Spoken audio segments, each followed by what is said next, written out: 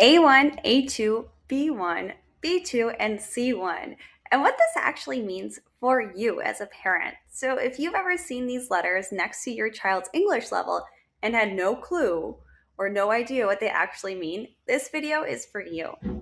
Today, I'm breaking down exactly what each level means in real life terms, not textbook definitions, but actual things that your child can do right now. If you're helping a child grow their confidence in English, go ahead and subscribe to this channel. I share strategies that help kids move from understanding English to expressing their ideas clearly. And stay until the end because I'm also telling you the single most important thing that matters more than any level.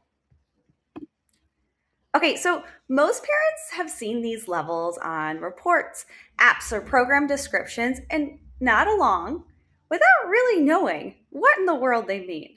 And honestly, that's so fair, and nobody really explains it in like basic terms that, everybody can understand. It's always these technical definitions.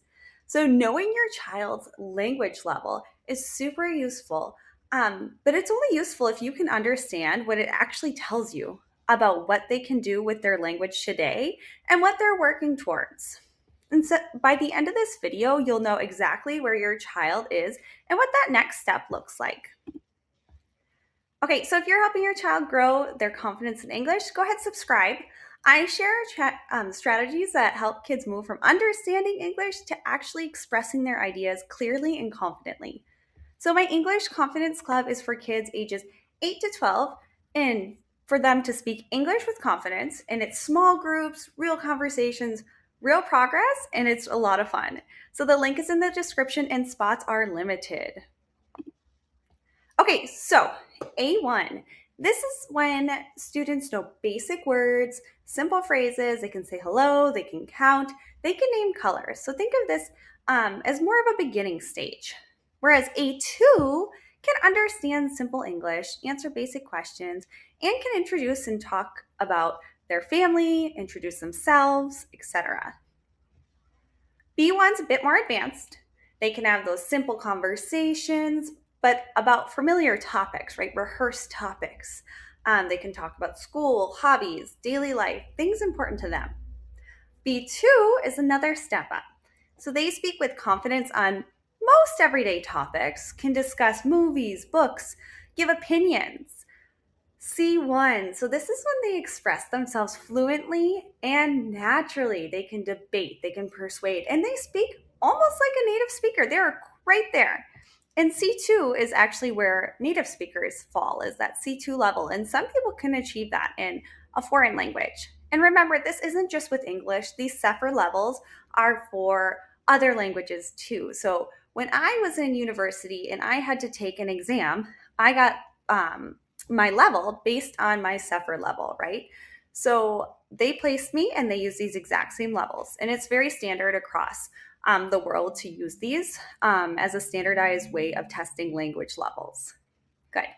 And most kids ages 8 to 12 sit somewhere between like A1 and B2, and that's a big range. And every single level has like a clear path forward and clear ways to improve. All right, so I put together this basic graph right here so you can just have a quick look at, hey, where does my child fit just by looking at this, glancing at this. So again, these are some of those charts. So go ahead and pause this, take a moment, and then once you have an idea of their level, go ahead and comment that below. And remember, teachers like me, we can help assess your child and their language level. And I have an assessment that I use, and it gives them an accurate level of where they're at. And it gives me a clear path forward of, hey, we need to work on X, Y, and Z to get you to, A2, B1, B2, etc. All right. Okay, so A1. Remember, A1, A2, these are more just starting out. As I mentioned before, it's like the basics. So children that are in A1 or A2, they need lots of encouragement and simple real life practice. Remember, anytime you start something new, I don't care what it is, language, hobbies, sports, whatever, it's going to feel uncomfortable. And kids in this age, or even adults, they might feel really uncomfortable. When's the last time that you have done something new or tried something new and you have just felt completely out of your zone, your comfort zone? So go ahead and comment that below. That's exactly what these kids are feeling here. So, a real life example for me is scuba diving. I was really nervous the first time I tried it because it's new, right? You don't know all of the ins and outs of this hobby. So, for me, I had to study, I had to practice, right? And the more I practiced scuba diving, the more I went on dives, the more comfortable I felt. And it was the same way when I started learning Spanish or Swahili. So, same thing, just continuing to practice.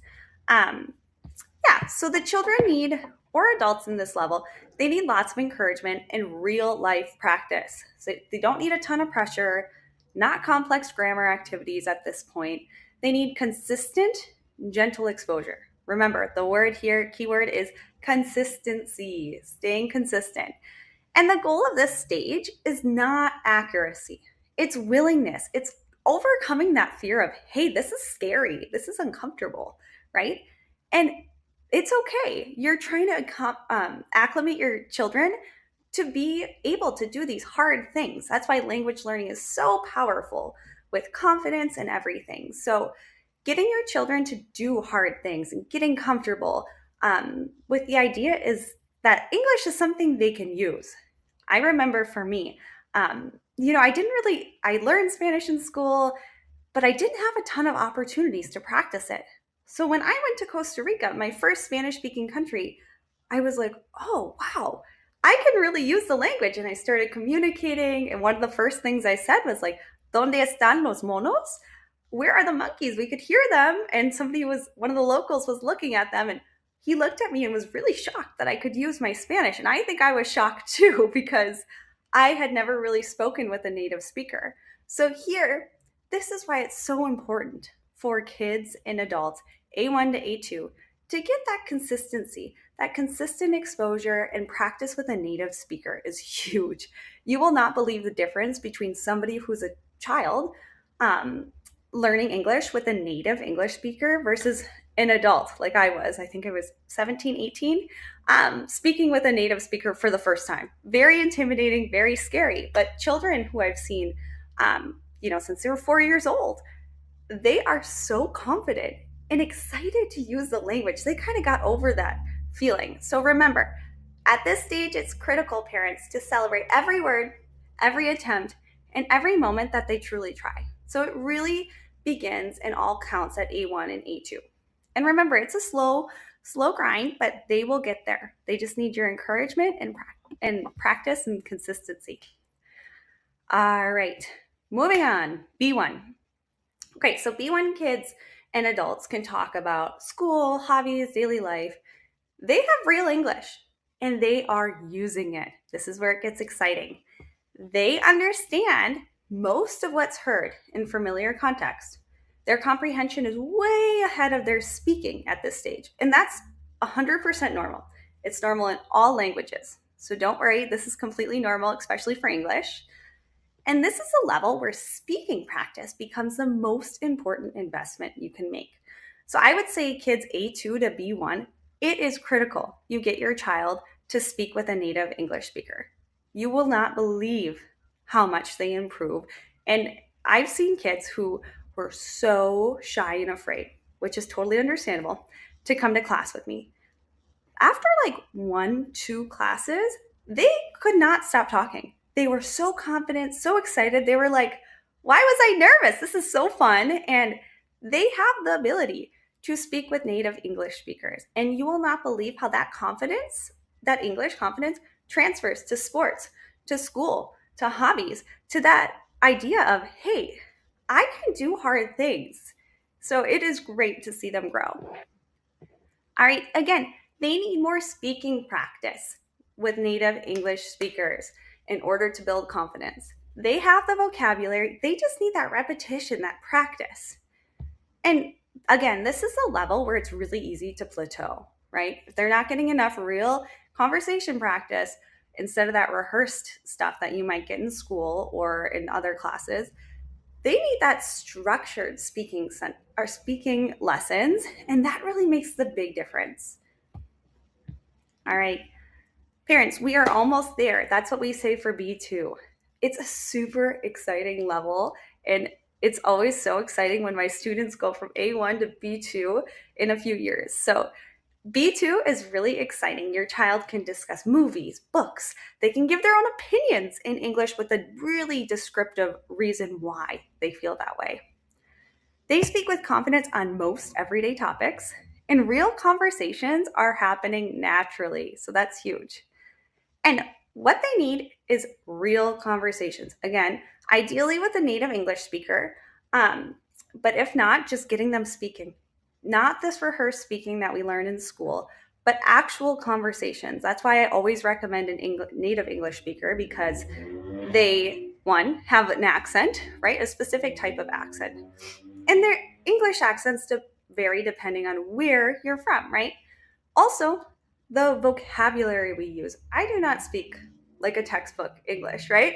I have everyday English that is used on the street, which is so important for kids to use. So they don't need more grammar at this level. They don't need more vocabulary list. They need actual speaking practice. So at B2, the gap between where they are and truly fluent is almost entirely through conversation experience. And again, this is the level where having a native English speaker, conversation partner, or group classes, this makes the biggest difference. Okay, and C1. So this just means your child can debate, persuade, and speak like a native. And this is the goal. This is where we're aiming for all of my students to get, from children all the way up to adults, right? They express themselves naturally in most situations. And it's not just something that they think about, it just comes out, right? You're not having to translate in your head, which is, I'm really happy when I see that in my students. They stop translating, they throw that away, and they just think in English. It's a magical experience. All right, and this is the goal for most English learner ages 8 to 13, and it's absolutely achievable. So getting here is not about being gifted or having a talent for languages, right? It is about consistency. It's about practice, real conversations, and the right support system over time. Again, a lot of my students who reach this, they would say that they're not, gifted in languages. But I would think it's all about your consistency. Again, those are the students that show up week after week for their time slot. They are coming. They are putting in the practice outside of class, which is huge. And those are my students who improve the fastest. And again, every child who reaches C1 got there one conversation at a time. So there's no need to rush this. This can take years, and that's okay, right? Children are focusing on other things too, not just English learning. So be patient with your child and know, hey, it's okay that this process will take a little bit longer. All right, again, the most important thing here, the level does not matter as much as the direction. Is your child continually moving forward? Because this is what counts, right? A child at A1 who's speaking more this month than last month is succeeding, right? Full stop, that's it. So a child who's at B2 who is avoiding speaking and not making progress of regardless of what the test says, right? So direction beats level every single time. So keep your eyes on the movement, not the label, right? It's just a level. That's okay. We can always improve, right? All right. So if you are not sure what level your child is, again, that is completely okay. So I have an English Confidence Club along with some other group lessons, and they help children ages 8 to 12 find the right level, right? You don't need to figure this out on your own, right? I am an expert. I love helping students figure out their level and give them tools to succeed, right? That's so exciting to me. I love supporting my students however possible. And determining that level is pretty critical to their success in English, right? So every student gets level appropriate conversations and guidance, and nobody is left behind and nobody is held back. So if you're not sure where your child sits or what they need next, this is exactly the conversation I would love to have with you. So the link is in the description. Say hello. You can message me on YouTube. You can leave the comment. You can send me an email. My link is in the description. I would love to be able to help you determine the best level for your child. Okay, so every child moves at their own pace. So comparison to other kids, especially to siblings, is the fastest way to damage English confidence. So please do not, compare, especially to siblings. It's very damaging to a child's language experience. So speaking practice is the fastest way to level up, right? Not more studying, more speaking, right? And a little hint here is confidence always comes before perfection. So a child who speaks imperfectly is always, always, always ahead of a child who waits until they're ready. So again, these three reminders are worth coming back to every time that you feel impatient about your child's progress. And progress in language learning is rarely like linear, right? It's kind of like a roller coaster when we're learning a language. But remember, progress is always happening. So if you're having this frustration, go ahead and put it in the comments, and I'd be happy to guide you or to help you and support you and your child the best as possible. Okay, thank you so much for watching my video. If you're interested in group lessons, go ahead, check out my website in my description. And if your child already enjoys reading in English, that is a wonderful foundation. You will not believe that the joy of reading and how that connects to language learning. So the next step is turning those stories into conversations. So I'd love to know, what books does your child enjoy reading right now, and which level do you think your child is at right now? So go ahead and share in the comments. I respond to each and every one of those. So I'll see you next week.